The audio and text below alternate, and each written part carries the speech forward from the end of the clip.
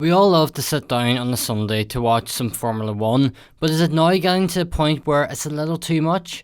With 24 races on next year's calendar, providing that a replacement for China is found, it's going to have huge effects for not only the fans, but probably more so for the drivers and the teams and all of other personnel working in the sport. So in today's video, we ask the question, is 24 races too many?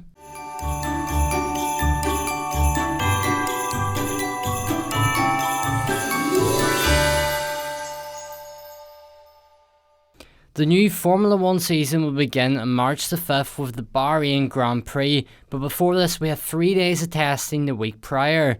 The season will then continue all the way to November 26th when the Abu Dhabi Grand Prix brings the curtain down on what will be a very long season. What this does mean is at least 24 weekends of the year out of a possible 53 available Sundays will host Grand Prix races.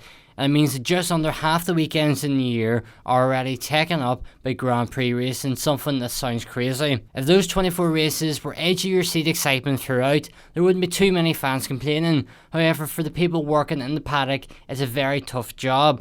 Spending so much time away from home, friends and family is tough on anyone, but when you're travelling all over the world and having to adapt to different time zones and are often only free on unsociable hours on a race weekend, there's no wonder why the turnover in these types of jobs appear to be on the rise.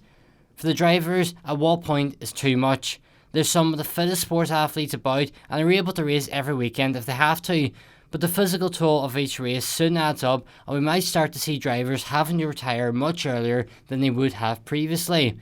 But why 24 races? If you put it bluntly, it's all about money, well, at least according to some people. We are seeing sport in general become more driven by finances in recent years, and while this is helping expansion and increased revenue, Formula 1 is a sport that doesn't really need to promote itself in the same way as some other sports. The British Grand Prix always brings a huge crowd. The Monaco Grand Prix is one of them races that almost everyone has heard of. But the Saudi Arabian Grand Prix and the Qatar Grand Prix are two that doesn't seem to have the same marketability about them. The F1 weekend used to be all about the excitement of seeing cars on track early on a Friday morning and watching a free practice session that told the viewer very little about the weekend. However, it was an F1 car on track and that brought so much enjoyment.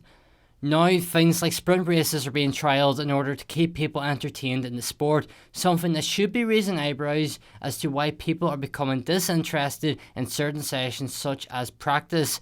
One simple reason is that around 70 practice sessions in a year is far too much. But anyway, that's all we have time for today. Let us know in the comment section below if you think 24 races is far too many for Formula 1. And if you did enjoy today's video, then why not hit that like button, and also don't forget to subscribe. Thank you all so much for watching, and I hope you can join us in the next one. Goodbye.